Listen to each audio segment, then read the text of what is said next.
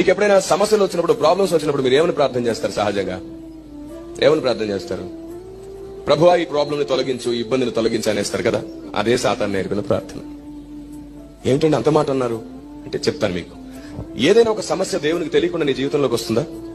మన ఆలోచనతో మనం తెచ్చుకున్నదైనా, దేవుడు పరీక్షించాలని అనుమతించిందైనా, సాతాను శోధించడానికి తెచ్చినదైనా, ఈ మూడు దేవునికి తెలియకుండా మన జీవితంలోనికి రావు. ఫస్ట్ ఇష్యూ అది. దేవునికి తెలియకుండా తలలో ఒక వెంట్రుక కూడా అని బైబిలే సెలవిచ్చింది. అలాంటిది ఒక ప్రాబ్లం మీ జీవితంలోకి వచ్చినప్పుడు దేవునికి తెలియకుండా ఉంటుందా? తెలుస్తుంది. కానీ ప్రాబ్లమ్స్ వచ్చినప్పుడు దాన్ని తొలగించు ప్రభువా అనే ప్రార్థన నీకు ఎప్పటికీ కూడా దేవుడు అనుకున్న ఆశీర్వాదంగా నువ్వు మారలేవు.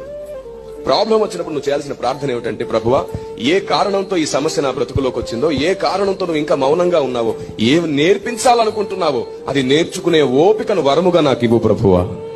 సహనాన్ని నాకు వరముగా ఇవ్వు ప్రభువా. ఆమేన్.